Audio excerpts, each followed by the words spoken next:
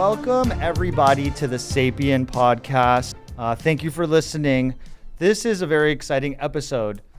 We are going to continue to build our toolkit, our tools for dealing with mental health issues, and our tools for expanding past the traditional Western medicine strategies to deal with mental health, physical health. And really, as you all know, the goal of this episode and this whole podcast series is to figure out how to align the mind, body, and spirit connection. That is the goal.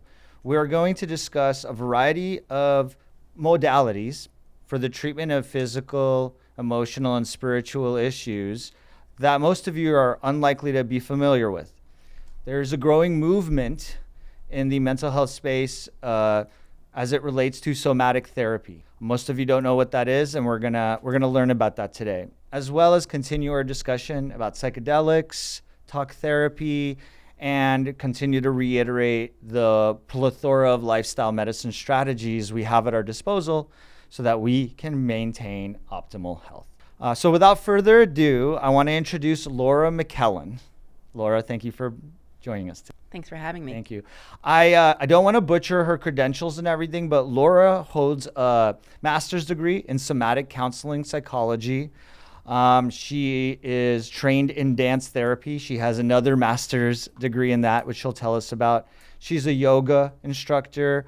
She does talk therapy and has a special interest in dealing with trauma and PTSD, which we all know is a huge, huge issue. How did I do with that intro, Laura? You nailed it. So tell us, it's such an interesting, it's an interesting combination of modalities that you use with your patients. How did you start on this journey? Yeah, I think about this often myself, and it felt like every chapter was just such an easy step. It's like duck to water. I started dancing at a very young age.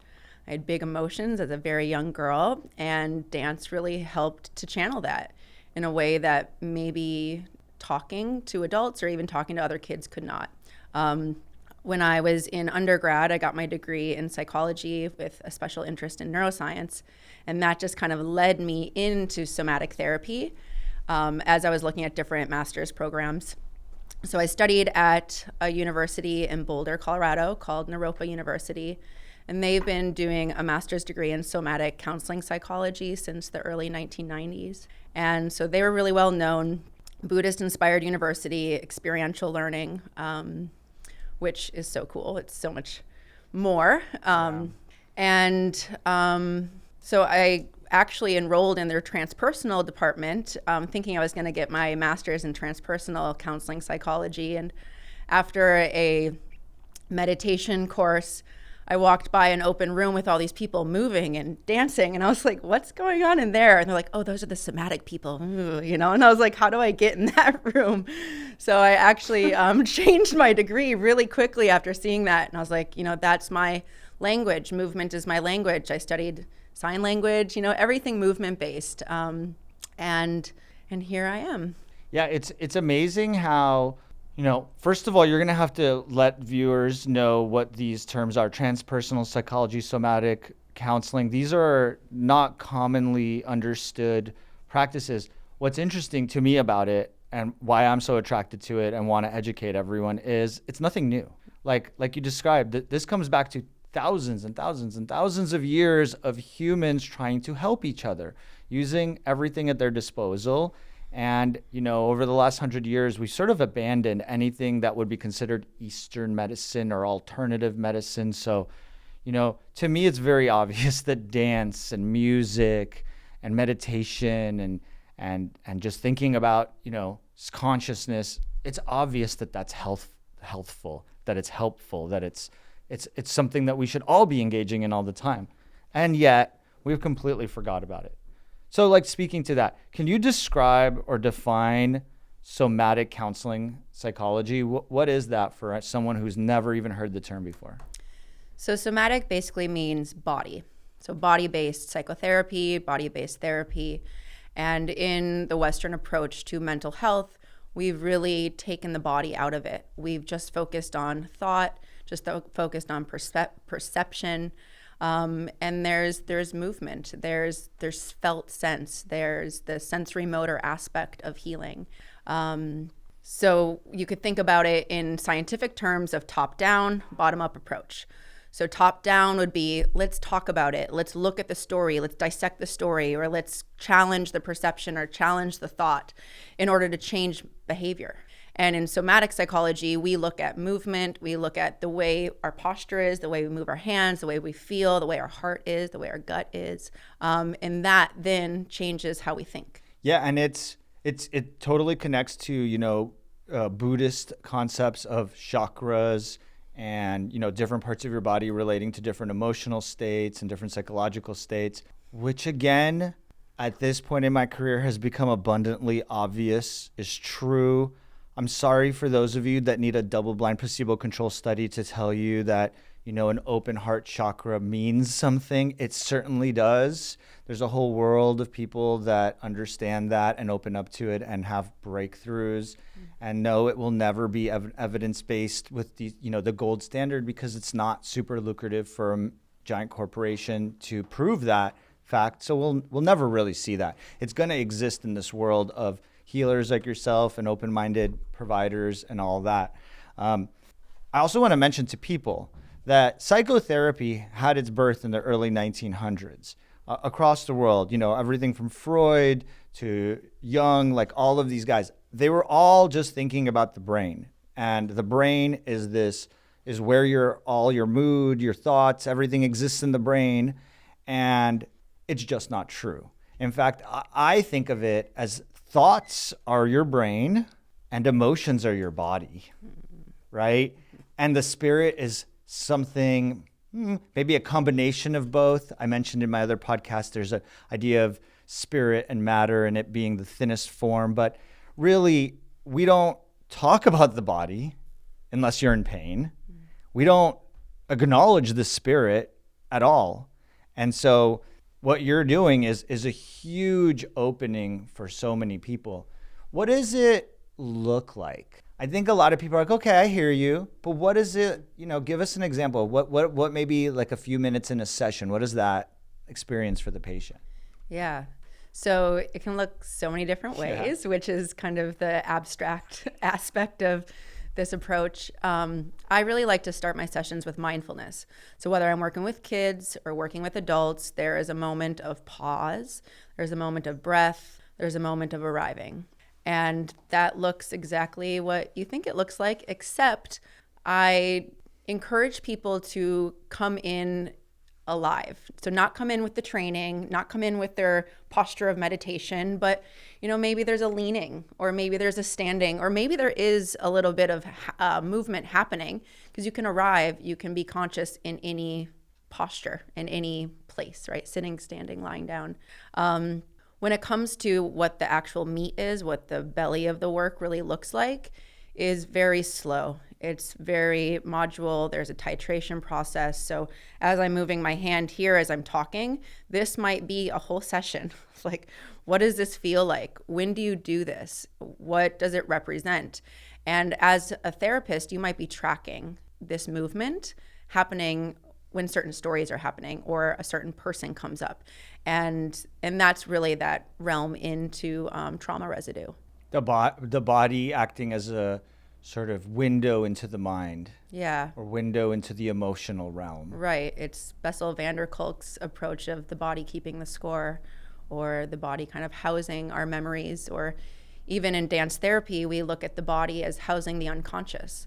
So we're moving, you have these moments where you talk to somebody and they're like, oh, I'm not anxious. I'm actually a really confident person, and you can sit and debate that with somebody's mind and they will be so sharp and know every angle to defense that. But when it comes to the body, it's matter. So we talk about movements, and that takes away the pathology of it, takes away the shame of it, and it really allows the organism to look at, what are these staccato movements? What are these fast movements? Are they light? Are they heavy? And how might they actually be helpful? Like how might they actually be a nourishing aspect? Or a reflection of a pathology, or a reflection of something they're dealing with and trying to express and have thought their way out of the problem, but are manifesting in physical. And I think it's so common to see people that come in with, they'll come in to the clinic with pain complaints or nagging injuries, and ultimately it ends up being a manifestation of their psychological situation, their emotional situation. And that's hard for patients to accept, because when you tell them, well, there's nothing wrong with your back, but you're really anxious and you're not sleeping, and I see you squirming in your chair, and if I bring up whatever topic, you change and transform and cower or turn into your shell, and bringing that up to people. So that's how I saw that connection. When I met Laura not long ago, where we have a psychedelic assisted psychotherapy program, and we're growing our community of healers, and that's like immediately what I connected to, because I feel like that's something that I do in the clinic without ever having learned about it. And then you come in, and I'd heard about somatic work, and I'm like, I'm already integrating it. There's a name for it. And then as we explored, learning about you, it's like, whoa, there's a huge movement of people, of healers and patients looking for this. So can you speak to that? There's definitely as this psychedelic medicine movement comes in, you see more and more of these unique approaches to therapy. And I definitely see that with the somatic. I think since we met, like 3 other people that practice this. And I just had yesterday, like an old friend reach out to me. My wife does this. She saw your post. That's so interesting. Like, that keeps happening, So there's definitely a huge interest. Where's this coming from your perspective? I think neuroscience has a big hand in this movement. Because like you said, a lot of the viewers, they trust empirical research, and for a good reason. They trust science for a good reason. And there's obviously limitations that I've heard you discuss before on the podcast. But this whole insight into how to reach the lower regions of the brain, it's through breath, it's through movement. And the lower regions of the brain is where the fear center is, the memories are. And it's what we want to access when we create lasting change. And the psychedelics also can soften that ego, soften that higher cortical functioning to allow you to go in and lean into these sometimes harder memories, more ingrained patterns. And I think a lot of mainstream trauma therapists, I mentioned Bessel van der Kolk, really bringing to light how sustainable this approach can be. The neuroscience background that you mentioned is really quite fascinating. The limbic system and the amygdala are responsible for fear learning, for emotionally related learning. I actually did some pre-PhD work in this, and now I'm looking back and I'm like, how interesting. We were able to prove that rats learn about fear in the opposite side of the amygdala. So if I shocked a rat on their eyelid on the left side and they learned to fear a sound related to that, it was the right side of their amygdala that processed that information. We were able to shut down that part of the amygdala, and they wouldn't learn a fear response. And so when you look at a human who has this giant prefrontal cortex, which job is to filter out all of the nonsense in the world so you can survive and be a thriving human, this powerful component of our mind has taken over. Right? We're so prefrontal. We're so analytical. We're taught to just focus on the science, on whatever those facts are. That's what you got. But that doesn't get you all the way, because your brain is way more complicated than just the sequential thinking of logic and reasoning. Logic and reasoning is great when you're trying to figure out how to engineer the space shuttle, but it's not super helpful when you're trying to understand how to deal with childhood sexual trauma or PTSD from war, like you deal with in your clinic. Like, there's such a disconnect between the true, like, emotional learning process and what we do.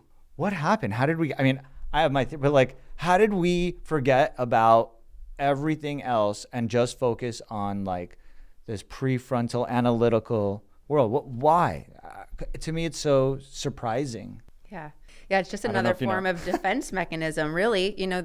there's been times where I've had to catch myself in my own process of healing, of really knowing theories, knowing all these approaches, but having it be so intellectual.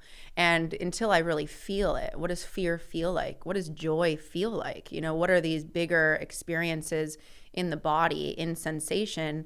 It's just another ping pong game of defense mechanisms. But there's so much reward in being analytical, in making meaning. It's a lot of how we communicate. And I almost want to edit that. It's like, it's how we communicate, but so much of our communication is nonverbal. And we're not really aware of that because we don't bring light to it. But it's something like 80% of our communication is nonverbal, but we get rewarded for the verbal communication.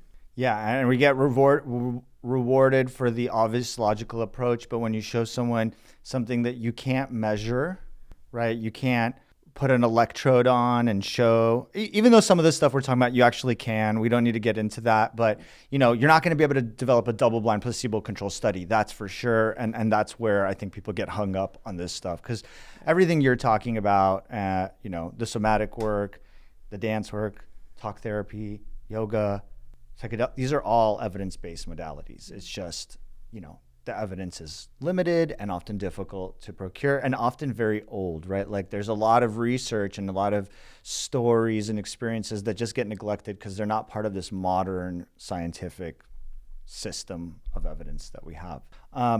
So we were talking about somatics. So there's this, so what do we call it? It's the semantics of somatics. So this is interesting because we introduced the idea of somatic counseling psychology, but like people use terms all the time: somatic therapy, somatic work, somatics, somatic breath work.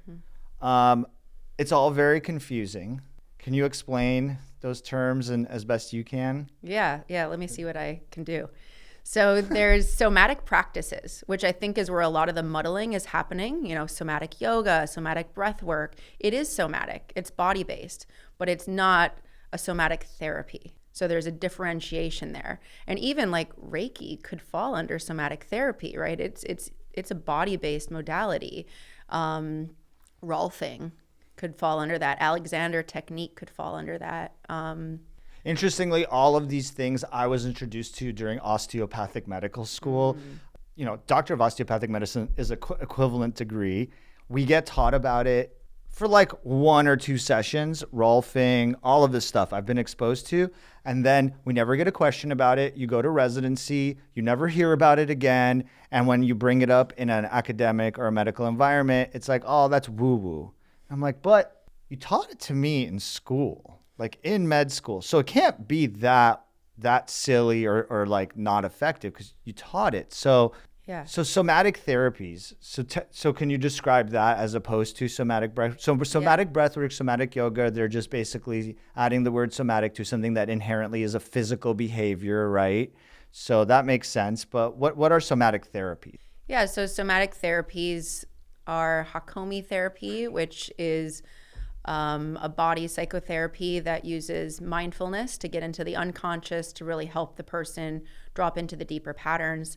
There's sensory motor integration therapy, which is really great for trauma. It's looking at, like I said, the movement of it and how to slowly titrate to sequence the trauma out of the body. Same thing with somatic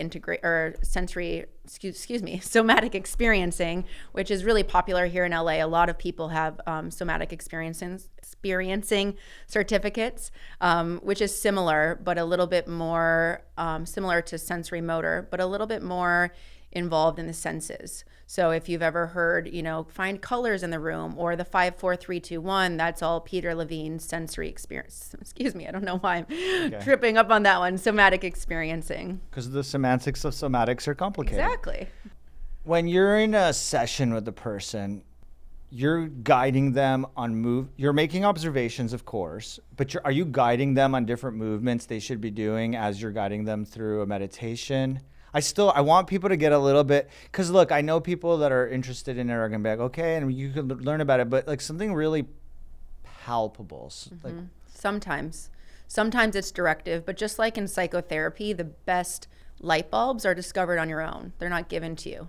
So it's the same thing with movement. A lot of times I'll give breath work to people to help that because breath is movement, to help things get unstuck. But a lot of times that light bulb happens of, really supporting somebody to figure out how to nurture or what movements help to key down their anxiety. There is so much science around breath and movement that's, what's the word? Basically calming, to down regulate. And do you key the patient into those things as you're making observations? Sometimes. Usually in the work, in the moment, it's really supporting that person to find it themselves. But I like to have things quick. I don't like to hoard information. I like to give it to my clients. I like to give it away to people, because then it's not the information that heals, it's the application of it, it's the practice of it.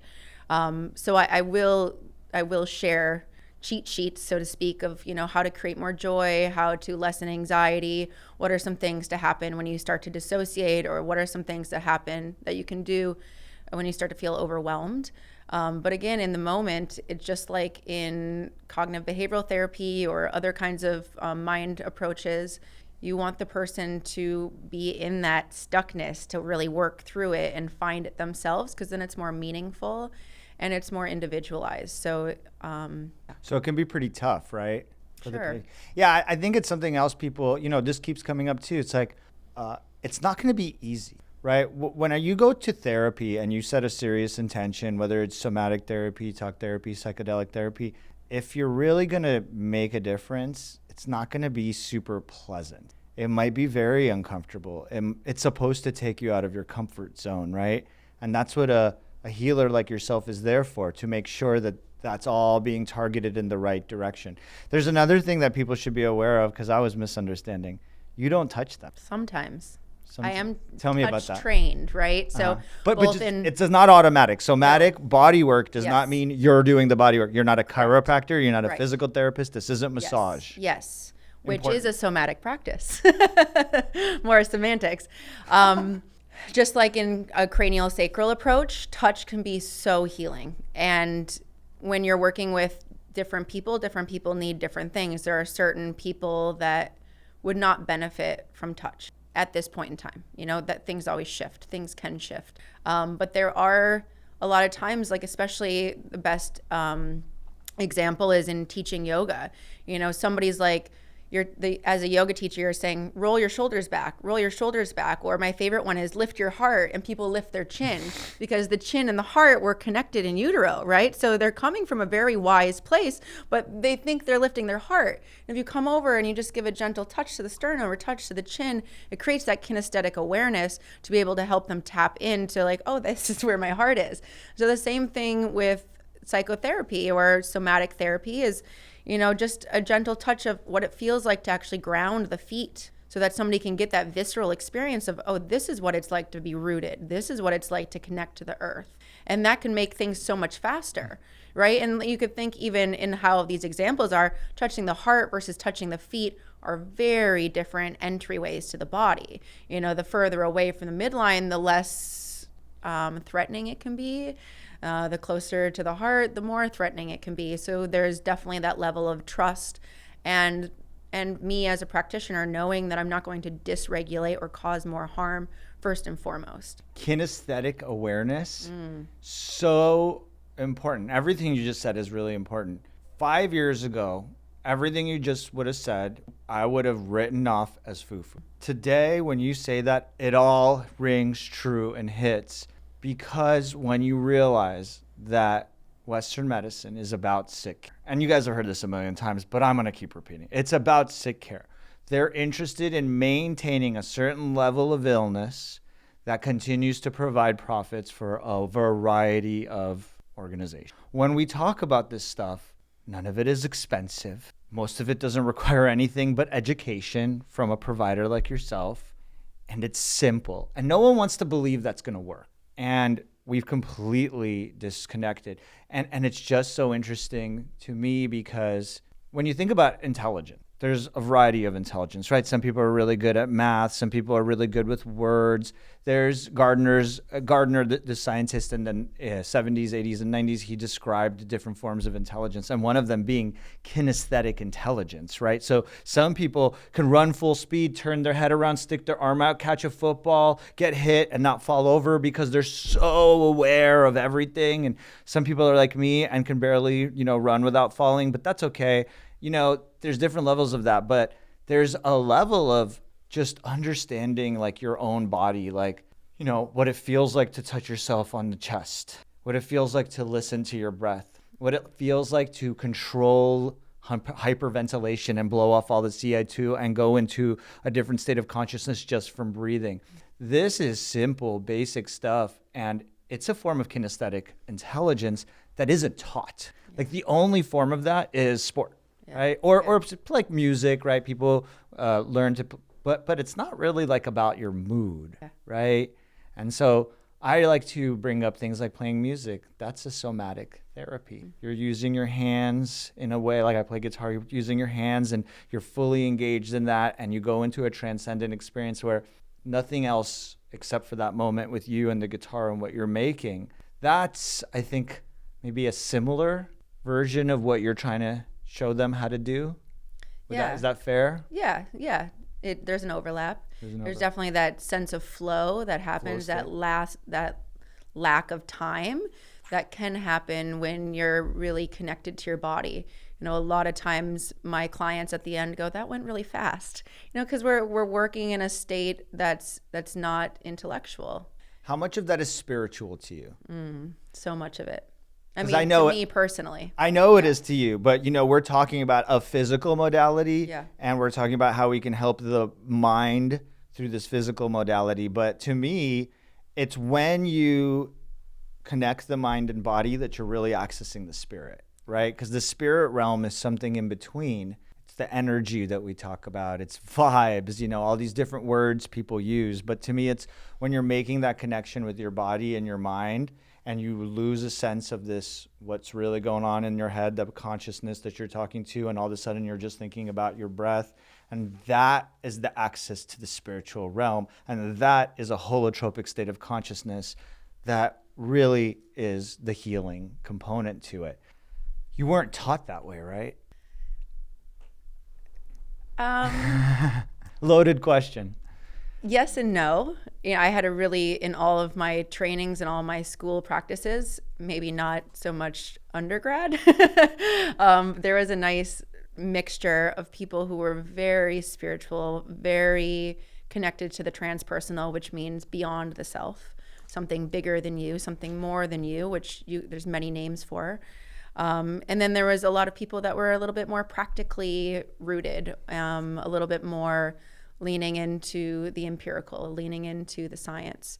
And I've always liked to dance in between those so that there's an anchor, but also there's, it's like this idea of having your feet rooted to the earth, being in the anchor of reality, but also recognizing the infinite potential of what's above you and what's within you, and how can you be connected to all three of those at once? That could be seen as a somatic or dance therapy practice. Transpersonal experiences. You brought it up. I think it's one of the most fascinating concepts that I've learned of late. I was on previous podcast talking about Stanislav Grof's book, The Way of the Psychonaut, and he makes this critical concept of, in traditional psychotherapy, it's this biographical story, right? It's Freud's, Oedipus complex, and like, what happened to you as a child affects you and your pathologies. And then Grof goes on to say, well, that's pretty good, but it actually started in utero. And, you mentioned that when you were talking that, like the connection that you have in utero, and then you come out and no one wants to acknowledge that those memories exist. And yet they do. And so much of what we talk about actually comes down to, embryonic development and the experience in utero. Do you think about, before we get to transparent, do you think a lot about the in utero experience? Grof describes 4 phases of basically being pregnant, going through it, during contractions, then going through the canal, and then coming out and having the cord cut. Those are these 4 phases that he then maps across human experience. And when I read that, I was like, aha, this is that next level that kind of takes Freud's concepts and really makes them make sense. And that's really what the book is about. How much of that is what what drives your healing? Yeah. Did you see me sit up a little bit taller? Yeah. Because it got bigger? you excited. I love that. So as a dance therapist, this is where I think, or I know that there is a big difference from other modalities. I'm a part of an integrated team working with kiddos, and me and the other dance therapist are probably the only people that say, what was the birth story? What was the environment like in utero? And really focusing in on those earlier experiences, because they are, by age 3, the movement that's in you, because the same thing with the brain, right? The thoughts or the patterns that are myelinated are what gets built off of in your adult years. So yes, a lot of that focus, very focused on that. Is that part of somatic counseling psychology? Yeah, it's under all that umbrella. Body psychotherapy and dance movement therapy are very much interested in utero experience. Yeah, to me, it's always been interesting because I think about, we're not going to go there, but like sleep apnea, if you listen to my episode on sleep apnea, and there's a, concerned vitamin D deficiency in mom when baby's in utero, can lead to, changes in the bone development of baby. That makes complete sense. Vitamin deficiencies lead to changes in the uterus, but the behavior, how the birth process went, I think it's something I've never heard about until the last few years. And it's so obvious. So obvious. Switching gears a bit, transpersonal experiences and transpersonal. So this is where I think psychedelic medicine and a lot of therapies can get a bad rep. Can you describe it? Transpersonal? Well, I think the way I described it just a little bit ago is probably the way I'd still describe it, of just something beyond the self. So trans meaning beyond, and it encapsulates all spiritual, all holotropic experiences. And I think there's so many different stories of people that you hear that will take that one light bulb experience, that one transpersonal experience, and say, my life changed from that. Sometimes it's a traumatic experience, sometimes it's a existential download. But either way, it's something it's not an ego-based experience, it's not a reality-based experience. Although it can happen in a very mundane moments. It can. Yeah, the transpersonal experience, is the idea that something is happening, an experience is happening outside of your mind. And in order to accept that that's possible, you have to accept that consciousness does not exist in your mind. The consciousness is some connection between your mind and the external consciousness, the energy of the world, the energy of humanity. And so transpersonal experiences, for example, are like people, if they have a psychedelic experience or they're doing holotropic breathing, or sometimes, as you said, can have a complete spiritual crisis, death of a loved one, or just like you said, just out of the blue, and you realize that there's way more to this world than what's going on between your ears, and you might have a memory that you never experienced, and it might be a memory from someone else, some other time, some other place. Maybe it's in the future. There's a temporal association. There's a spatial disassociation. It might be somewhere else. It might be a different person's experience. And, it's always been chalked up to, oh, you're manifesting that in your mind. But that doesn't explain it, because it's been studied over and over, and there's very, very consistent experiences people have, and these experiences are transformative and they make sense when you start analyzing them. Again, I encourage you guys to read about transpersonal experiences, and again, that book I think is just this anchor point that I'm going to stick to and keep reinforcing, because it puts the story together. I didn't think it was possible. I thought it was all BS until I had my own transpersonal experiences with psychedelics and without.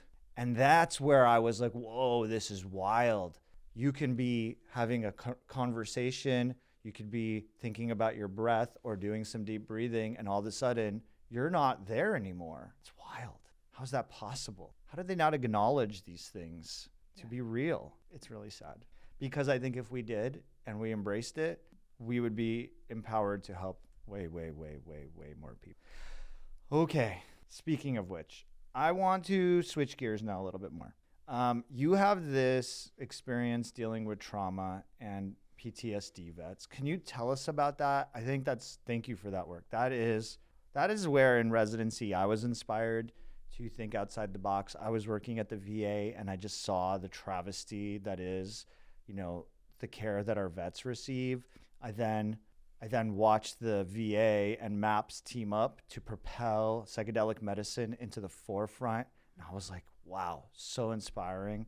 Can you tell us a little bit about that? Yeah. I helped develop a nonprofit that's still alive and running in Colorado called Comeback Yoga.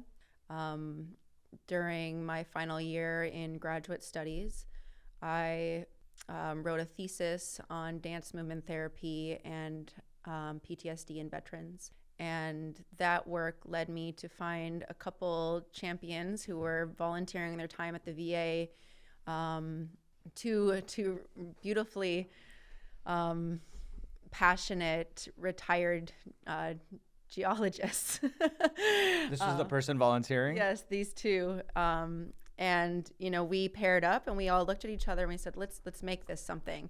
So using my understanding of yoga and my understanding of trauma, their very deep actually understanding of trauma, we advocated to basically be hired as a volunteer organization, and then we fundraised to be able to pay just enough money to get people gas and maybe a little lunch after.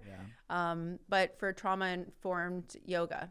And that was basically, again, through that neuroscience lens of, how to really help somebody manage the residues of trauma. And through talk therapy, through cognitive behavioral therapy, which is the standard at the VA, a lot of research was starting to lean towards this idea that it was actually causing more harm than good. That this idea that you can't just talk your way out of trauma, that you actually have to work with these triggers, work with these, and they're not like necessarily just flashbacks, but emotional flashbacks, right? People like oftentimes have this idea that, and this is real, of having a flashback, like being on a subway and hearing a big bang and dropping to the ground, right? That does happen, but it's more of like, whoa, that person's anger was too much in that moment. That's a trigger. Whoa, that person got sad over something that, was very minor. That's a trigger. So I was teaching yoga in the PTSD unit for about 5 years in Colorado, and training other yoga teachers to know how to teach yoga to people that have experienced trauma and are living in still very traumatized bodies. It's very different than studio yoga or yoga that you would take in a public class, where the teacher's walking around. Like, that is a big no-no. That could make anybody feel unsafe.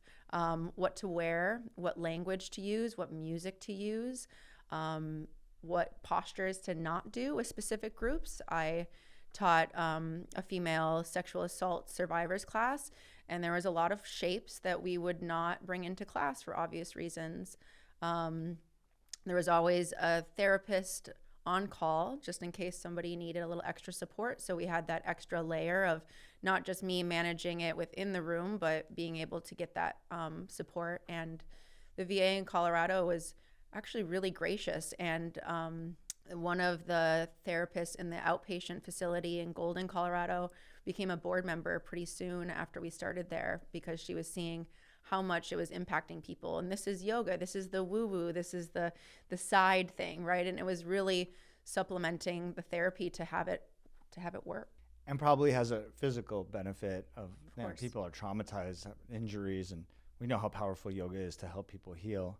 Do you think a lot of that work is them processing their emotions through this physical movement, right? Absolutely. And it gets bottled up. And back to what we were saying, the emotions are your body. The thoughts are your mind. Yeah. You're not sad in here. You're sad everywhere. Yeah. Through you. And thinking about the word emotion, right? Motion, to emote, to move. And when somebody has a limited ability to process or express emotion, their movement is often limited. And so you could think about creating a bigger repertoire of motion to support emotion.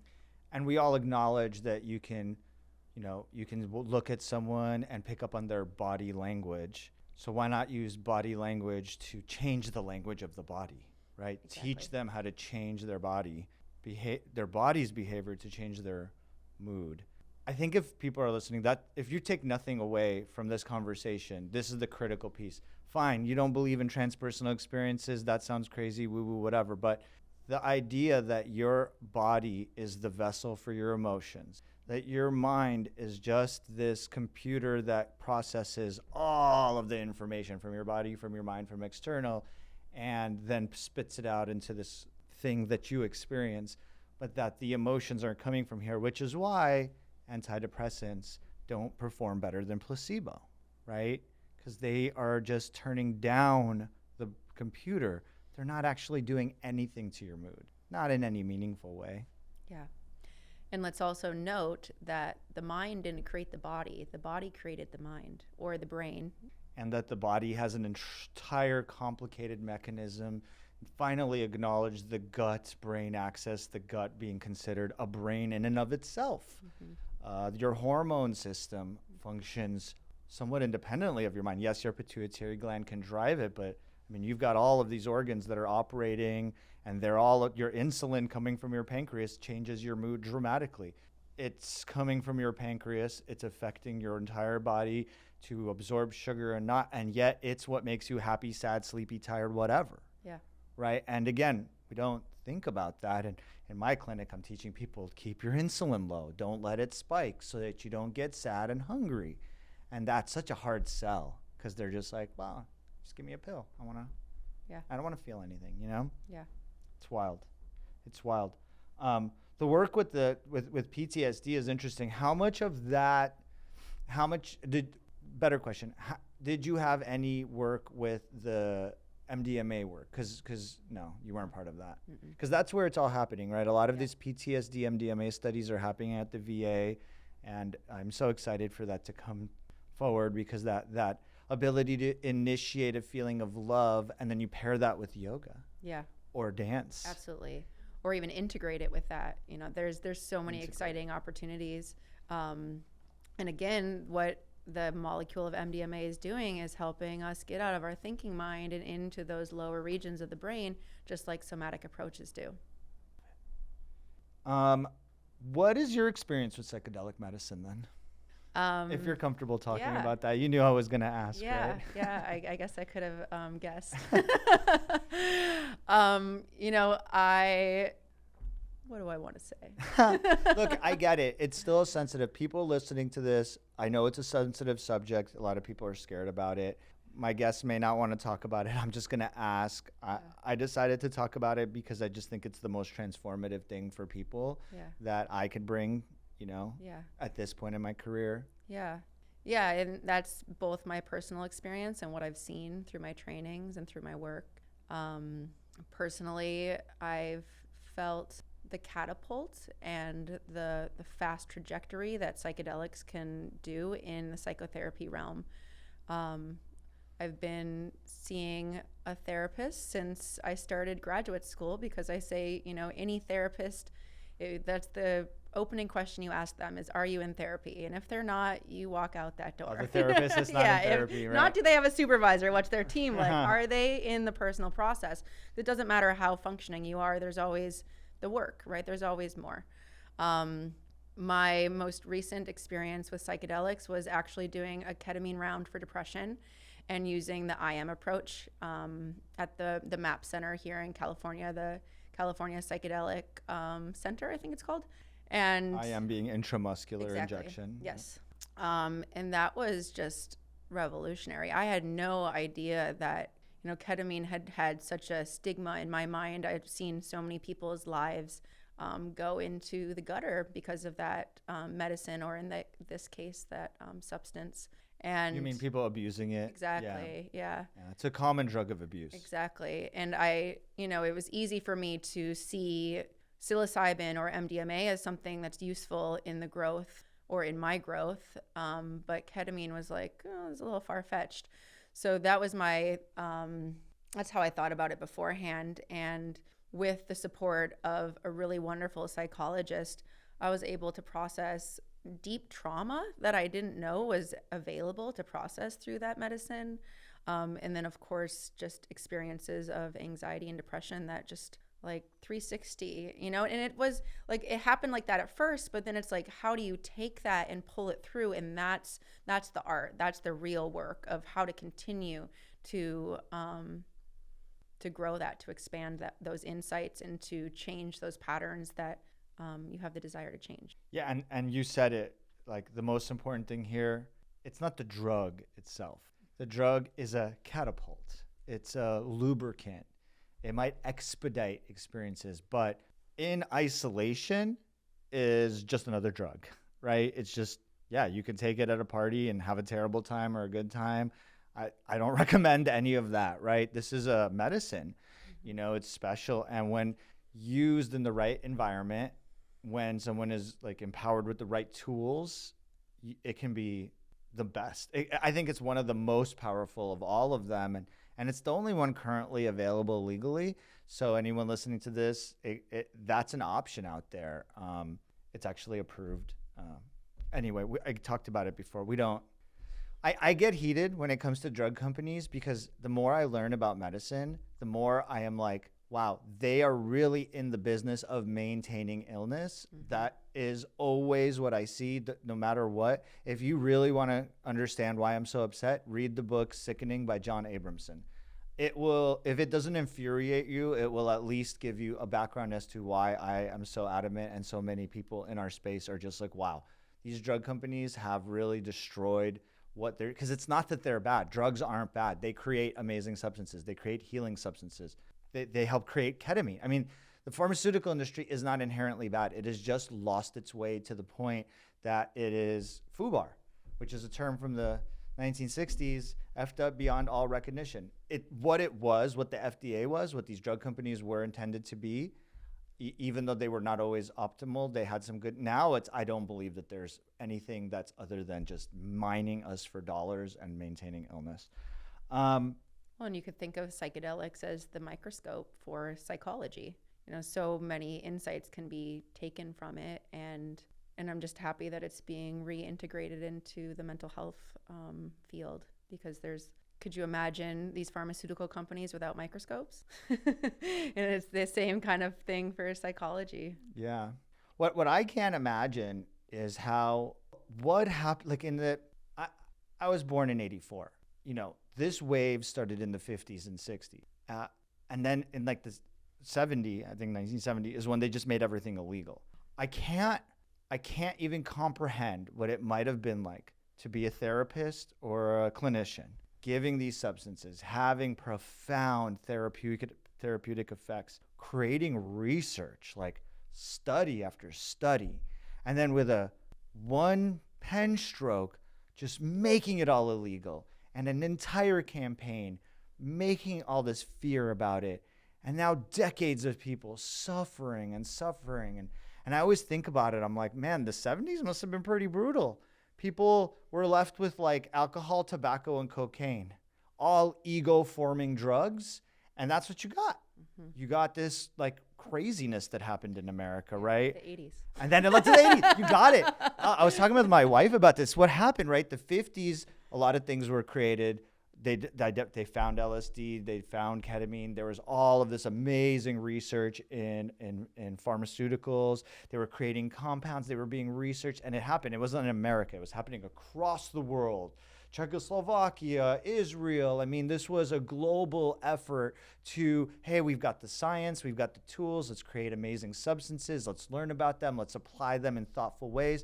They're doing that. And in one decision, they just completely eradicated the field. Can you imagine how like hopeless and devastating it must be for patients that are undergoing this therapy and you just take it away from them? Yeah. And then you have depression sets in, you have financial ruin. I don't think these things are disconnected. I think that's where it kind of started, this sick care thing. Then in the 1990s, you allow the FDA to take money from drug companies. And by the year 2010, now 2020, 20s, there's nothing. Nothing makes sense. The drug companies do what makes money, and none of it makes any sense if you think about it from the perspective of a healer or someone who actually wants to help someone. It's lost, but it's coming back. Yeah. But it's coming back. We're working on it. Where do you see it going? Where do you see somatic therapy, psychedelic therapy, all of this nebulous world of energetic healing, if that's a fair term? That's how I think about it these days. Yeah. Well, I think it's so promising that the collective, like what you said earlier, of 5 years ago, you would have dismissed so many of these things. That's such a common perspective, that people are going to yoga classes and having that first somatic practice. People are using that word somatic with playing the guitar.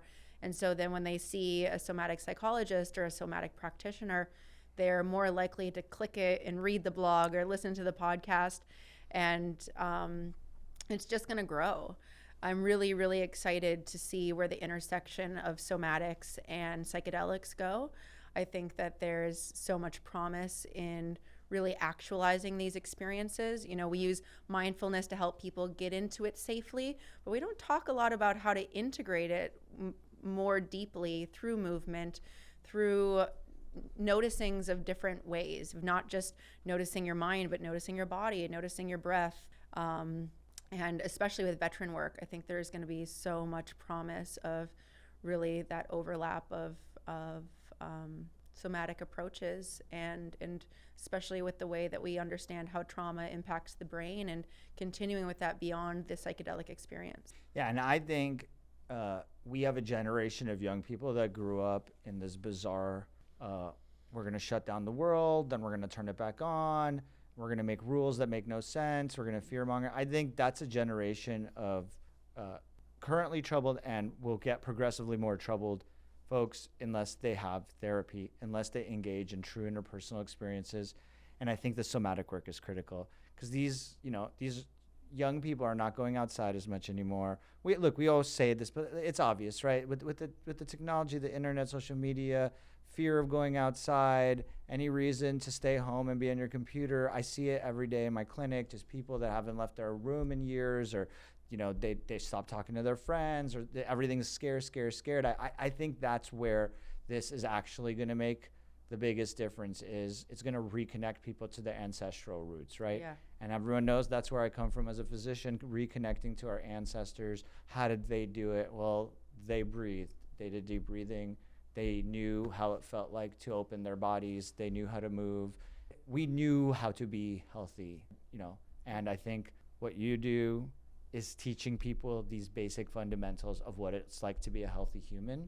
And yes, we have the fun semantics of these, modalities, but in reality, I think it's just like basic understanding of how a human operates and reconnecting with that, instead of being, waiting for them to put that in some guidelines of some organization that is going to be regulating it, right? Yeah. Well, people are so much more open to therapy. So this buildup of trauma over the last hundreds of years, where people were taught to sit still and toughen up, finally, like, the cap is spilling over, and luckily collectively we're more open to this idea of self-care, this idea of therapy, and really actualizing the human potential of not just being in denial and hiding, but really looking at things and doing the hard work, because it's hard for a moment, but then there's freedom. And it feels impossible when you're in that situation, but with little, I call them chips. Like, you stack chips, and eventually that pile of chips gets big enough that you have this toolkit, right? I started the podcast talking about we're going to add tools, right? And with my patients, I'm like, chips. So like, first chip might be eating a low carb diet. Second chip might be doing some intermittent fasting. Third chip might be going for a hike, and you just keep adding them, right? And breath work, understanding what somatic therapy is, working with a practitioner, or at least learning that. That's a good question. If someone's listening, they're like, wow, Laura, that's really interesting. That sounds like something I want to do, or something my dad should do, or something my kid needs to do. You mentioned children. So where would someone go to start learning about it, explore, and even maybe plugging, how they can connect with you, because you're still taking patients, right? Yeah. Yeah. There's so many places. There's the Somatic Experiencing website is a great list of practitioners. What else?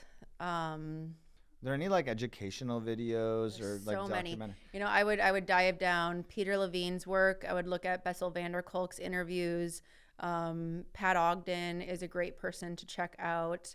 If you really wanted to get into the deeper early years of body psychotherapy, Susan Aposhen is wonderful. Within the umbrella of dance therapy, there's Marion Chase's work. Yeah. That's good. That's what I wanted. That's a big list. I think, to yeah, start people with. that are excited, they can, explore that. What about, well, I guess we're running out of time, but one thing we didn't really touch on is breath work. I consider breath work to be the ultimate somatic therapy. Yeah. I think you've mentioned it with every single component, Yeah. from dance to yoga.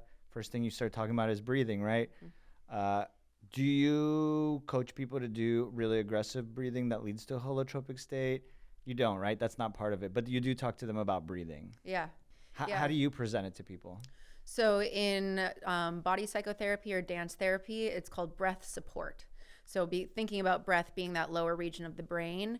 Nothing else can change if it's not supported by the base. So when you're when you're feeling the body, a lot of times people can hold their breath. So that's why it's called breath support. So as long as the breath is conscious and moving, there's the availability for change. There is the availability to change patterns. Breath is what moves everything. It's kind of the lubricant, the real lubricant of your body. And then there's the way of changing the state of the body, like what you're talking about with transformational breath or holotropic breath.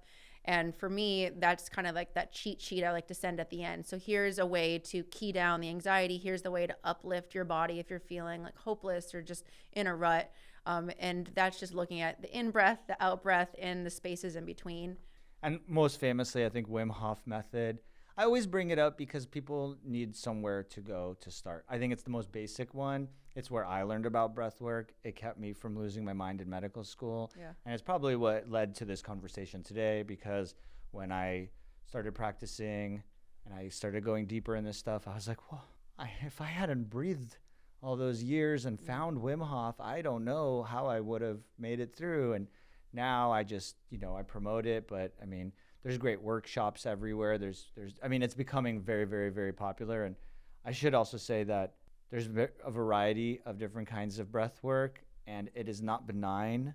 You can really affect yourself dramatically. Oh, yeah. You can really, really change how you're thinking. You can really stir up some heavy stuff when you do it intensely. And I really encourage people to learn about it, read about it, and explore it. If you've never heard it and this is your first time, so important. And it's basic. Yeah. In my psychedelic training, we did transformational breath work before every lecture, because it's a way to have that, for lack of a better way to describe it, alternate state of consciousness. Holotropic. Mm-hmm. You know why he doesn't like alternate Stanislavgraf? Because it implies that you're somehow like altered, right? Like alcohol, you're not present. Whereas it's not going to make you altered. It actually makes you more connected to your body and to what's going on around you. So it is a connecting state of consciousness as opposed to a numbing or sedating or confusing. Yeah. Amazing. Oh man, we talked about a lot of stuff. Did I miss anything that you wanted to bring up to people? I don't think so. I love what you do. I think what you're doing is one of the most special modalities out there. I think it's simple, effective, and completely underappreciated. And I love to see people are starting to listen. So tell everyone how they could reach you specifically if they're interested in working with you. Yeah, you can check out my website, embodiedawakeningla.com, and find me on Instagram, Laura McKellin. And maybe one day at Evolve, we'll see how things go. Exactly. All right, you guys. Thank you for listening. Email us with questions. Reach out to me on Instagram. And until next time, goodbye.